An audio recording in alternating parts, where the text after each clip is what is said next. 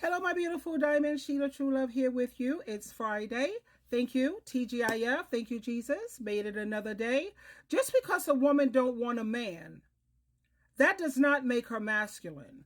I remember I posted another video previously, just because a man is a good provider, that don't mean he's a good man. He's a good provider, but that doesn't mean he's a good man.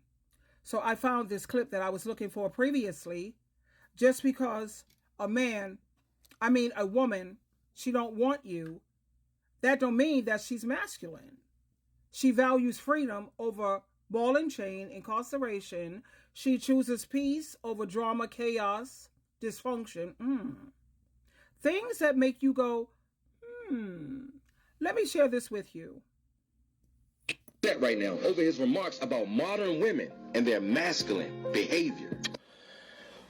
You talk about modern women and their masculine behavior. First and foremost, modern women are the daughters of the mothers and grandmothers who were cheated on by fathers and grandfathers. Modern women are the direct result of what happens when you're in a home and you see your grandfather mistreat your grandmother, and then you see your father mistreat your mother. So then as a child, you say, well, I'm not going to allow a man to treat me the way that my grandfather treated my grandmother or the way that my father treated my mother. Just because a woman does not want to submit to a man who may not even be worth submitting to does not make her masculine. Kind of makes her smart, because I know a bunch of women out there who submitted to men who did not deserve to be submitted to. Hello. Our grandfathers and our fathers dogged our mothers and our grandmothers. And we want to stand by that and call the women of today who don't want to stand for that masculine. I don't think that makes them masculine. I wish to God that my own mother would have stood up in her relationship and not have allowed certain things go on that went on in my home. So when you talk about these modern women and their masculine behavior, you got to think about our fathers and our grandfathers, who are the reason why the women are acting the way that they're acting. Just because a woman does not want you, just because a woman does not want to follow your lead, maybe your lead is not worth being followed, does not make her masculine. It makes her cautious. It makes her smart for having discernment in who to follow and who not to follow. When we talk about these masculine women or these modern women, we have to take onus on ourselves and realize that the men that raised us, a lot of the time they weren't SHIT. So when we talk about the modern woman, I think we need to ease up on them a bit. Just because a woman does not want you does not make her masculine. It's like now we got these titles and these names to come up with for women who don't want you. They just don't want you. There's nothing masculine about them. They just don't want you. That right now over his remarks about modern women. I could not have said that any better than the way this gentleman explained that. Just because a woman don't want to submit to you, that makes her masculine. My question is, what does it make these men when they don't want to submit to Christ? Because the head of man is Christ. They're supposed to submit to their head, to their leader. How many of them do you know that's willing to submit? And what about the ones who, let me see now. Christ is the head of men. That's at 1 Corinthians chapter 11, verse 3. Look it up. And what about when it says Ephesians chapter 5, verse 21, where it clearly submit to one another. What's up with that, dudes? And like this young man said, just because a woman don't want you, that don't mean that she's masculine. No. And let's think about these men who want women to submit. Let's see, where are they in life? Where are you in life? You have men who want children.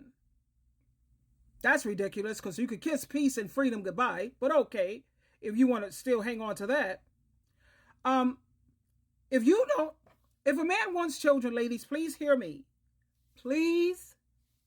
He better be making six figures. Now, I'm not one of those females who's unreasonable and saying he got to make six figures and look at how much she makes and look at where she is in life. Don't worry about where she is. You're responsible for being the provider. See, I'm a 50-50 girl. But a lot of women, I say at least be 70-30. But when it comes to having children, That's expensive. We need babysitters and nannies to give mom a break. Now, if you don't want children, if men don't want children, or you already have children, then $50,000 is enough for anyone to live on, even with this inflation, the high rent, the food costs, the gas, utilities, and everything else. $50,000 is enough. But ladies, if this dude, he want children, he better be making six figures. And if you're not making six figures, you have no business being in no woman's face anyway. You need to be out there trying to figure out how you're going to be a provider to take care of your responsibility. Children. Anyway, I got to run now, my darlings. SheilaTruelove, always loving you, always think wisely, and keep in mind that these men associate femininity with you being weak-minded, gullible, a jackass, a floor mat, stupid, dumb, no common sense whatsoever. Now, if you're like that, that's what these dusty demons see as femininity. I am a Sigma. I'm not an Alpha. I'm not a Beta. First of all, I'm an ambassador for Jesus Christ. That's number one. Next, I'm a Sigma. A Sigma is someone who knows, for when to be assertive, and they know when to fall back. Alpha, they're dogmatic, they're abusive. They want to control everything, including you. They want to have their cake, their ice cream, and eat it too, and they want to eat all of yours. That's Alpha. Dogmatic, abusive. So when somebody says I'm an Alpha, just know that they're saying I'm abusive and they're admitting it. Narcissist. To be a healthy person, do your research on what does it mean to be a Sigma. S-I-G-M-A. Now that's someone who's balanced. Twinkle, twinkle, twinkle.